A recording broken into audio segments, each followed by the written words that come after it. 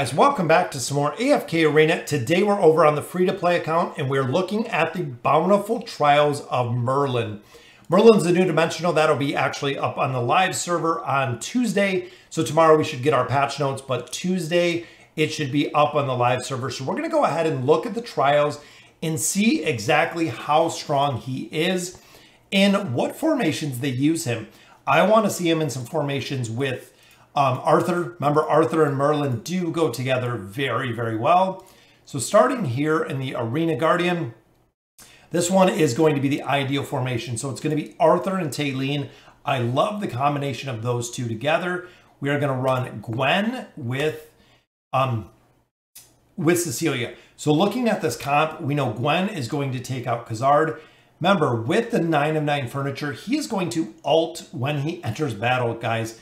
Meaning he is going to just ult off the bat, which is absolutely insane when you look at his skill set. And then Kalthar and Cecilia are going to swap places. So we're going to slow this down a little bit because there's the ult. And there was the immunity. Remember, when he ults, they do get the immunity. So he does come up on this side.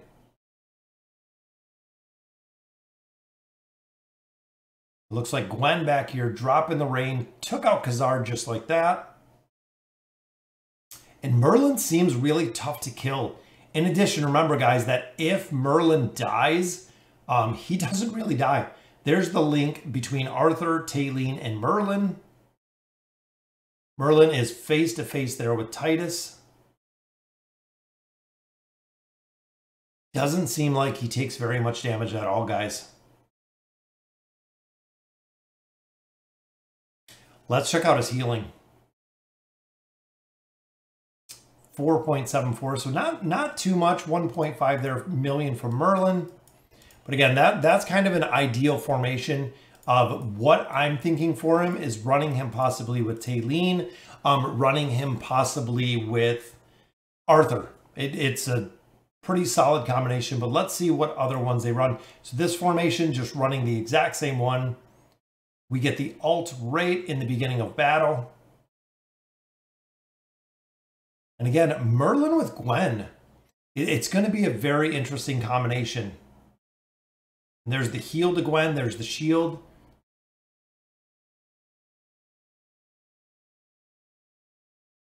And he is just a massive support class, guys. 1.68 million healing, so not too high on the healing either. But remember, he does have a big shielding aspect with him as well. So this one, we're actually going to go with Leica, and we're going to go with Inoki. Merlin's going up top. We're doing Iran for the pull, and then Titus for the crowd control. So again, Athalia on Merlin. And the bleed effect on Merlin. That's honestly a good combination. I was just kind of thinking about it. 1.25 million is, remember, because if Athalia goes on Merlin, so kind of a counter there as well.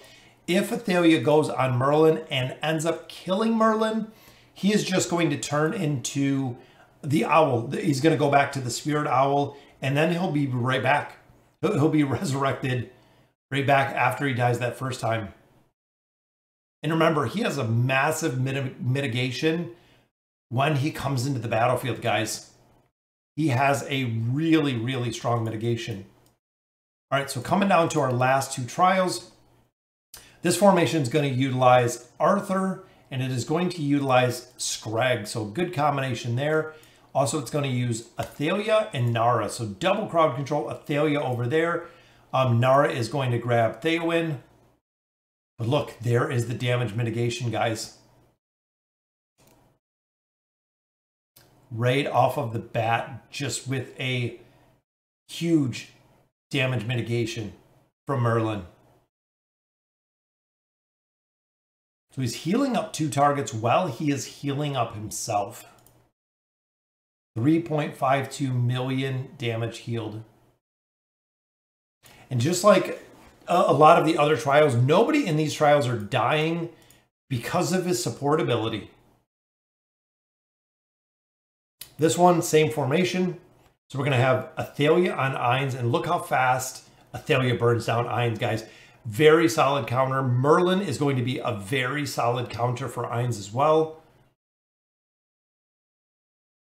And he is going to be solid support. I've been waiting for him for so long, and they did not disappoint at all, guys. We'll hop up here. We'll grab our Freestone. There we go. That is the completion of the Trials, Arena of Trials for Merlin. That is all of our chests. But let's look at his skills, guys. I just want to really show you, I guess, exactly how he is so powerful, guys. So he is going to do a damage reduction, which looking down here by 35% for 8 seconds. While it's occurring, if there's an ultimate ability of the enemy that is opposed to him, so in the same position, it's going to give them a runic shield. So very powerful, but then you put it in conjunction with the furniture bonus. Furniture is going to extend the ability by 50%.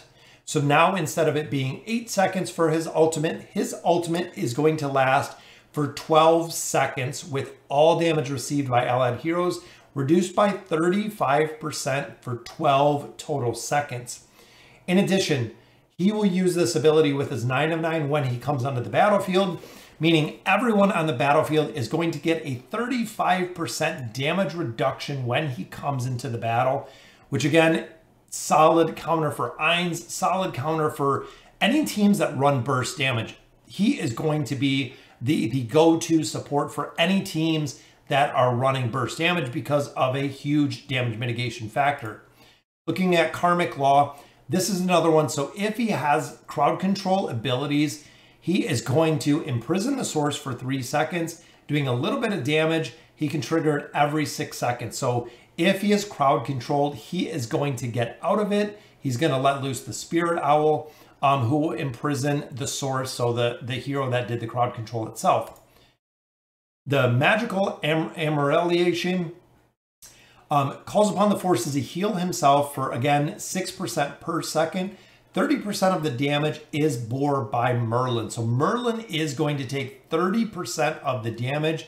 Again, with burst teams, he is going to be a necessity with the burst teams.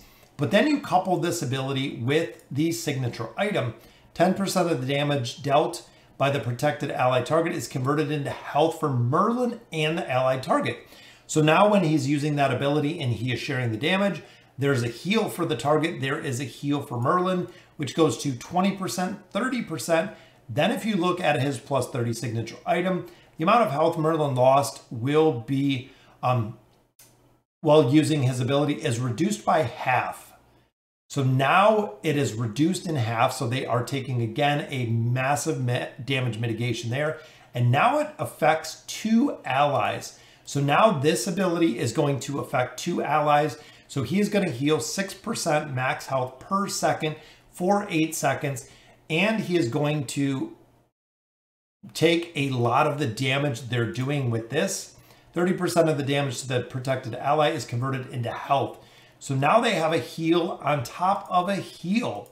And of course, the Guardian Owl to top it off. If he takes fatal damage, he turns into the owl. He'll heal himself a little bit.